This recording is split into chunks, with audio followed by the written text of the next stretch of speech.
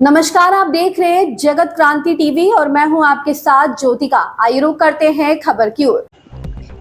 आप सभी देशवासियों को हिंदी दिवस की हार्दिक शुभकामनाएं। इस वर्ष का हिंदी दिवस बहुत महत्वपूर्ण है क्योंकि 14 सितंबर 1949 को भारत की संविधान सभा ने हिंदी को संघ की राजभाषा के रूप में स्वीकार किया था।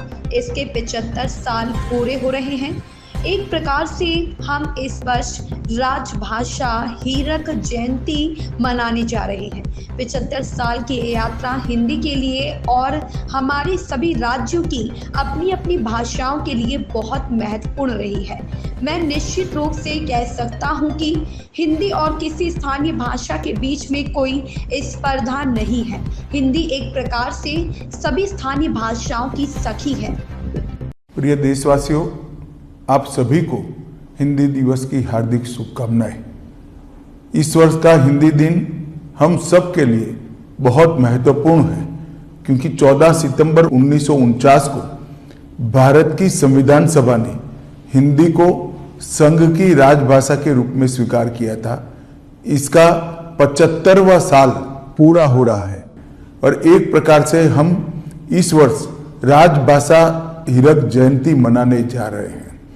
ये 75 साल की यात्रा हिंदी के लिए, राजभाषा के लिए और हमारी सभी राज्यों की अपनी अपनी भाषाओं के लिए बहुत महत्वपूर्ण रहे हैं।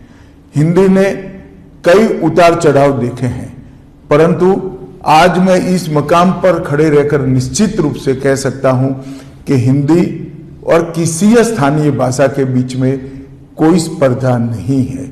हिंदी एक प्रकार से सभी स्थानीय भाषाओं की सखी है, एक दूसरे के दो पूरक है। चाहे गुजराती हो, मराठी हो, तेलुगु हो, मलयालम हो, तमिल हो या बांग्ला हो, हर भाषा हिंदी को मजबूती देती है, हिंदी हर भाषा को मजबूती देती है। और इसीलिए आप हिंदी के आंदोलन को ध्यान से देखेंगे तो चाहे राजगोपालाचारी जी हो, महात्मा गांधी हो, सरदार वल्लभ भाई पटेल हो, लाला लाजपत राय हो, नेताजी सुभाष चंद्र बोस हो या फिर आचार्य कृपलानी हो, ये सभी एक प्रकार से नॉन हिंदी भाषी क्षेत्रों से आते थे। और जो समिति बनाई गई वो समिति भी श्री आयंगर और के.एम. मुंशी के नेतृत्व में बनाई गई थी, जिसने हिंदी को राजभाषा के रूप में मान्यता देना और हिंदी और हमारी बाकी सारी भाषाओं को ताकत देने का एक रिपोर्ट हमारी संविधान सभा के सामने रखा था।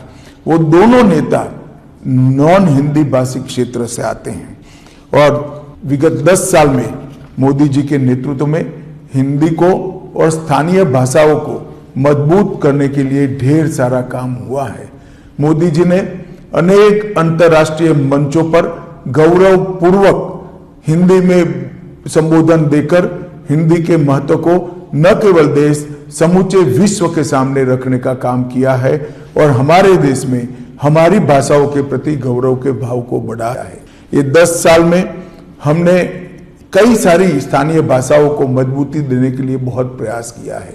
नई शिक्षा नीति में श्री मोदी जी ने प्राथमिक शिक्षा मातृभाषा में इसको एक महत्वपूर्ण स्थान देकर हमारी सभी भाषाओं को और हिंदी को एक नया जीवन देने का काम किया है।